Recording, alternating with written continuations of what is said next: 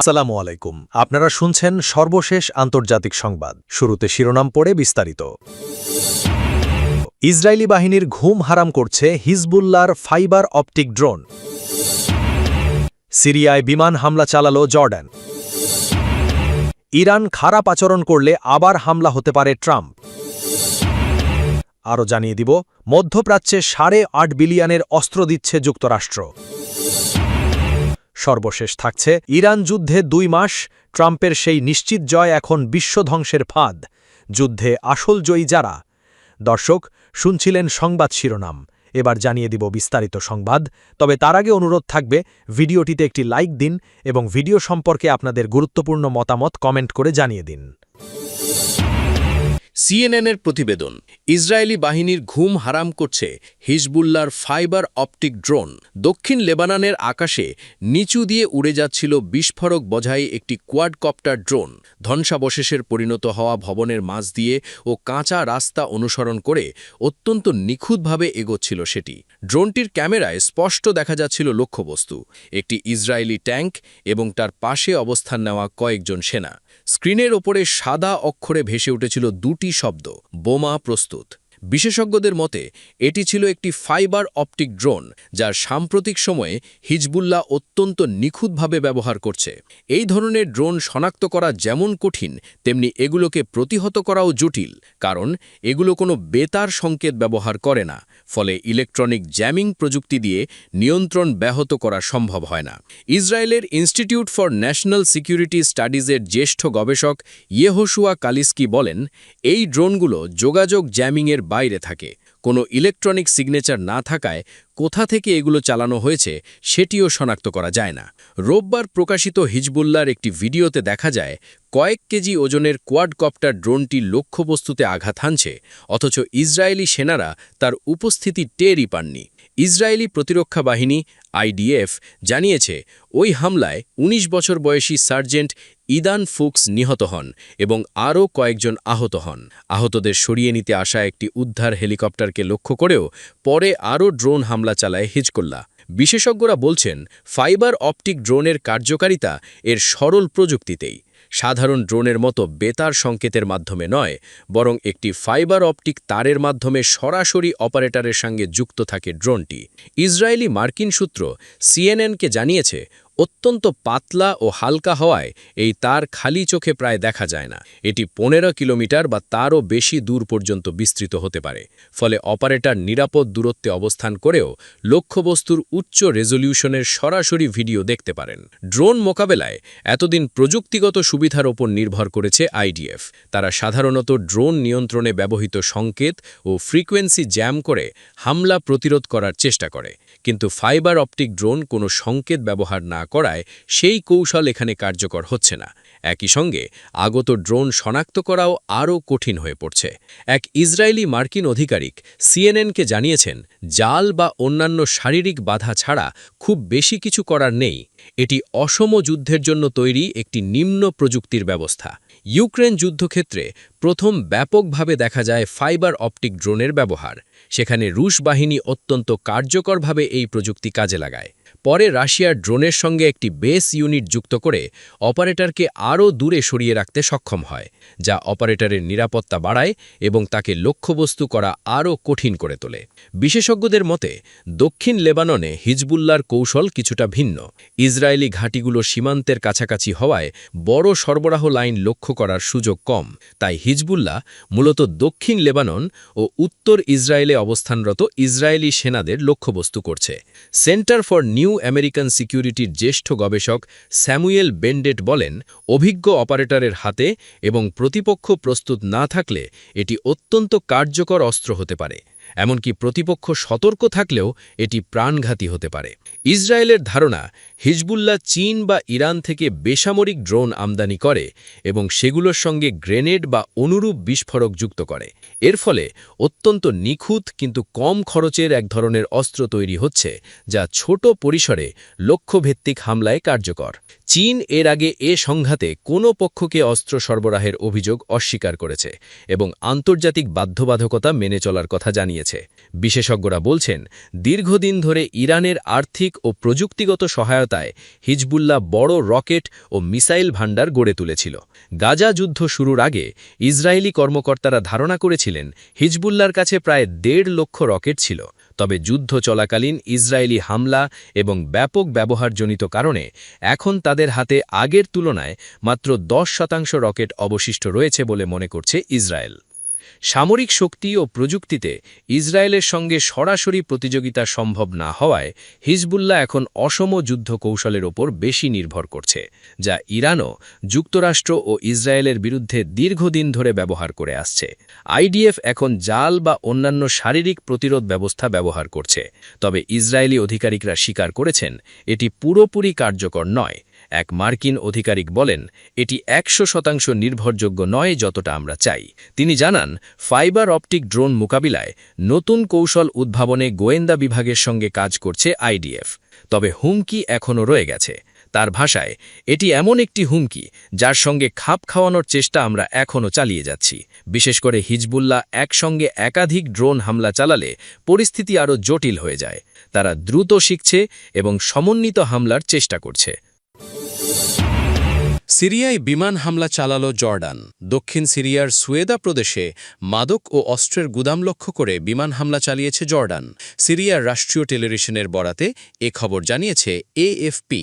স্থানীয় সূত্রের বরাতে প্রতিবেদনে বলা হয়, সুয়েদার শাহবা গ্রামে বিদ্রোহী গোষ্ঠীর নিয়ন্ত্রিত একটি স্থাপনায় হামলা চালানো হয়েছে, যেখানে অস্ত্র ও মাদক মজুত ছিল। প্রদেশটির অনেক অংশই দামেস্ক সরকারের নিয়ন্ত্রণের বাইরে। জর্ডানের সেনাবাহিনী এক বিবৃতিতে জানিয়েছে, দেশের উত্তর সীমান্ত জুড়ে অস্ত্র ও মাদক চোরাকারবারিদের ব্যবহৃত একাধিক স্থানে প্রতিরোধমূলক অভিযান চালানো হয়েছে। দেশটির পক্ষ থেকে বলা হয়েছে, নিরাপত্তা ও সার্বভৌমত্ব রক্ষায় যে কোনো হুমকির বিরুদ্ধে কঠোর ব্যবস্থা নেবে জর্ডান। মাদক চোরাচালান দমনে এর আগেও জর্ডান দক্ষিণ সিরিয়ায় একাধিকবার হামলা চালিয়েছে। এএফপিকে স্থানীয় সূত্র জানায়, একাধিক বিমান হামলায় অন্তত 5টি স্থাপনা লক্ষ্যবস্তু করা হয়েছে, যার মধ্যে আরমান শহরের গুদামও রয়েছে। বিশেষজ্ঞদের মতে, সিরিয়ান সিভিল ওয়ার চলাকালীন ক্যাপটাগান নামের সিনথেটিক মাদক সিরিয়ার অন্যতম বড় রপ্তানি পণ্যে পরিণত হয়। বিশেষ করে বাশার আল আসাদ ক্ষমতাচ্যুত হওয়ার আগে এই মাদক বাণিজ্য সরকার ও বিভিন্ন গোষ্ঠীর অর্থের প্রধান উৎস ছিল। এই মাদক ইতিমধ্যে পুরো মধ্যপ্রাচ্যে ছড়িয়ে পড়েছে, ফলে প্রতিবেশী দেশগুলো নিয়মিতভাবে চালান জব্দ করছে এবং লেবানন ও সিরিয়াকে এ বাণিজ্য ঠেকাতে কঠোর পদক্ষেপ নিতে আহ্বান জানাচ্ছে। মাদকবিরোধী অভিযান সিরিয়া। ইরান খারাপ আচরণ করলে আবার হামলা হতে পারে বলে সতর্ক করেছেন মার্কিন প্রেসিডেন্ট ডোনাল্ড ট্রাম্প। ফ্লোরিডায় সাংবাদিকদের সঙ্গে আলাপকালে সম্ভাব্য নতুন যুদ্ধ নিয়ে প্রশ্ন করা হলে ট্রাম্প বলেন, ইরান যদি খারাপ কিছু করে বা ভুল পদক্ষেপ নেয় তাহলে আবার হামলা হতে পারে। এটা সম্ভব, তবে বর্তমানে পরিস্থিতি পর্যবেক্ষণ করা হচ্ছে বলেও জানান তিনি। খবর আল জাজিরার। ট্রাম্প দাবি করেন, ইরান ইস্যুতে যুক্তরাষ্ট্র ভালো অবস্থানে রয়েছে এবং তেহরান এখন একটি চুক্তিতে পৌঁছাতে আগ্রহী, কারণ তারা ব্যাপকভাবে দুর্বল হয়ে পড়েছে। মার্কিন প্রেসিডেন্ট আরও বলেন, ইরান এখন তাদের নেতৃত্ব নিয়েও বিভ্রান্ত। কে নেতৃত্ব দিচ্ছে সেটিও তারা নিশ্চিত নয়। এই সময় তিনি সাবেক সর্বোচ্চ নেতা আলী খামেনির কথা উল্লেখ করে বলেন, তিনি আর নেই। ইরানের পক্ষ থেকে পাঠানো প্রস্তাবের বিষয়ে ট্রাম্প জানান, 14 পর্যায়ের একটি চুক্তির খসড়া নিয়ে আলোচনা চলছে। তারা আমাকে চুক্তির মূল ধারণা জানিয়েছে, এখন তারা সুনির্দিষ্ট ভাষা পাঠাবে। বিশেষজ্ঞদের মতে, চলমান উত্তেজনার মধ্যেই ট্রাম্পের এই মন্তব্য পরিস্থিতিকে আরও অনিশ্চিত করে তুলতে পারে। মধ্যপ্রাচ্যে 8.5 বিলিয়নের অস্ত্র দিচ্ছে যুক্তরাষ্ট্র। ইরানকে ঘিরে যুক্তরাষ্ট্র ইসরায়েল যুদ্ধ চলাকালীন মধ্যপ্রাচ্যের মিত্র দেশগুলোর কাছে $8.6 বিলিয়ন অস্ত্র বিক্রয়ের অনুমোদন দিয়েছে যুক্তরাষ্ট্র। জরুরি পরিস্থিতির কথা উল্লেখ করে কংগ্রেসের পূর্বানুমোদন ছাড়াই দ্রুত এই অস্ত্র হস্তান্তরের প্রক্রিয়া সম্পন্ন করার সিদ্ধান্ত নিয়েছেন মার্কিন পররাষ্ট্রমন্ত্রী মার্কো রুবিও। ইসরায়েল, কাতার, কুয়েত এবং সংযুক্ত আরব আমিরাতে এসব অস্ত্র বিক্রি করতে যাচ্ছে দেশটি। রোববার 3 মে আল জাজিরার এক প্রতিবেদনে এই তথ্য জানানো হয়েছে। প্রতিবেদনে বলা হয়েছে, ফেব্রুয়ারির শেষ দিকে যুদ্ধ শুরুর পর থেকে ইসরায়েল এবং উপসাগরীয় দেশগুলো ইরানের ক্ষেপণাস্ত্র এবং ড্রোন হামলার মুখে পড়েছে। এতে তাদের যুক্তরাষ্ট্র থেকে পাওয়া অস্ত্রের মজুদ কমে গেছে এবং আকাশ প্রতিরোধ ব্যবস্থার উপর চাপ বেড়েছে। এই বিক্রির মধ্যে ইসরায়েলের জন্য $999 মিলিয়ন উন্নত প্রিসিশন কিল ওয়েপন সিস্টেম এবং সংশ্লিষ্ট সরঞ্জাম, এবং কুয়েটের জন্য $2.5 বিলিয়ন ডলারের ব্যাটল কমান্ড সিস্টেম। আল জাজিরা জানিয়েছে কাতারকে প্রায় $5 বিলিয়ন APKWS কেনার অনুমোদন এবং তাদের প্যাট্রিয়ট আকাশ এবং মিসাইল প্রতিরোধ ব্যবস্থা পুনরায় মজুত করার অনুমোদন দেওয়া হয়েছে। একই সঙ্গে সংযুক্ত আরব আমিরাতে $148 মিলিয়ন APKWS কেনার ছাড়পত্র দেওয়া হয়েছে। শুক্রবার একাধিক ঘোষণায় মার্কিন পররাষ্ট্র দপ্তর জানায় জাতীয় নিরাপত্তার স্বার্থে এই বিক্রিগুলোর জরুরি প্রয়োজনের বিস্তারিত যৌক্তিকতা উপস্থাপন করা হয়েছে, ফলে আর্মস এক্সপোর্ট কন্ট্রোল অ্যাক্টের অনুযায়ী কংগ্রেসীয় পর্যালোচনার প্রক্রিয়া এড়িয়ে যাওয়া হয়েছে। প্যাট্রিয়ট সিস্টেম মূলত মিসাইল প্রতিহত করতে ব্যবহার হয় এবং এটি মার্কিন যুদ্ধভাণ্ডারের অন্যতম উন্নত প্রতিরক্ষা সরঞ্জাম। আর APKWS অনিয়ন্ত্রিত রকেটকে নির্ভুল খাকে লক্ষ্যভেদী অস্ত্রে রূপান্তর করতে ব্যবহার করা হয়।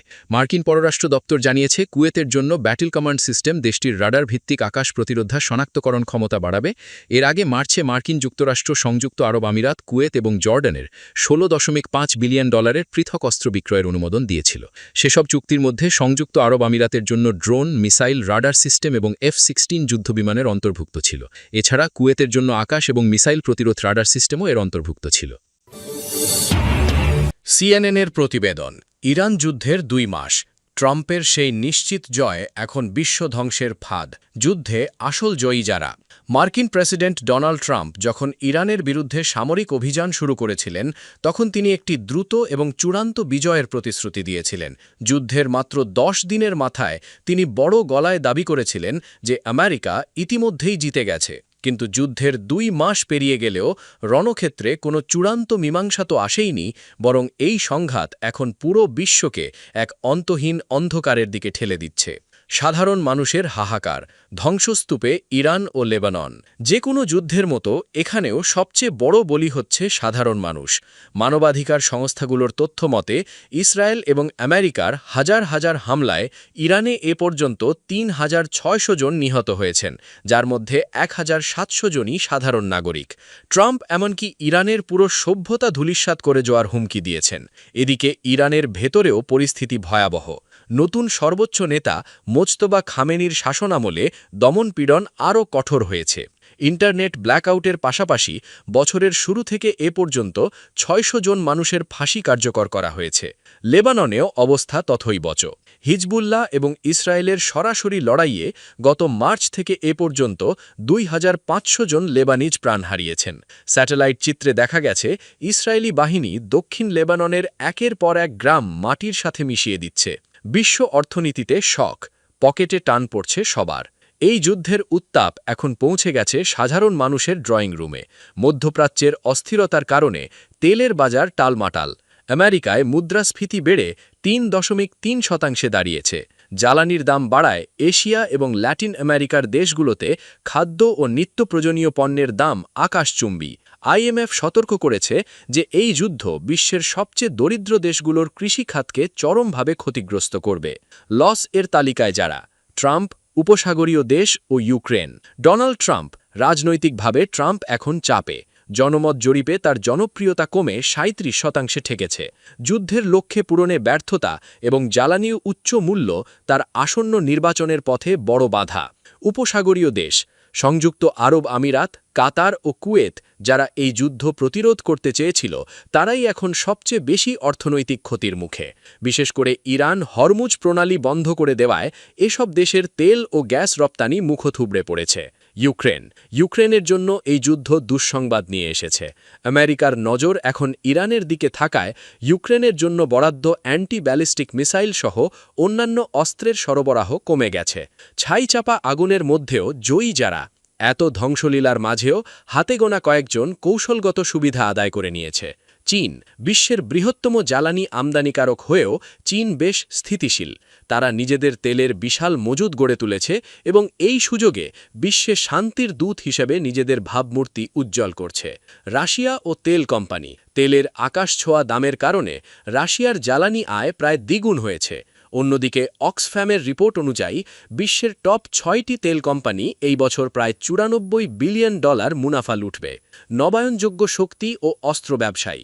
তেলের বিকল্প হিসেবে সৌরশক্তি ও বায়ুশক্তির চাহিদা বাড়ছে, আবার যুদ্ধের ডামাডোলে বিশ্বজুড়ে সমরাস্ত্র কেনাবেচা 2.9% বৃদ্ধি পেয়েছে। ট্রাম্পের 2 মাস আগের নিশ্চিত বিজয় এখন এক দীর্ঘস্থায়ী চোরাবালিতে পরিণত হয়েছে। বিশ্লেষকদের মতে এই যুদ্ধে ইরান যদি আত্মসমর্পণ না করে তাহলে ডোনাল্ড ট্রাম্পের এই ঝুঁকি আমেরিকার ইতিহাসে অন্যতম বড় কৌশলগত ভুল হিসেবে চিহ্নিত হতে পারে। ইরানে আমেরিকা ও ইসরায়েলের যৌথ হামলা।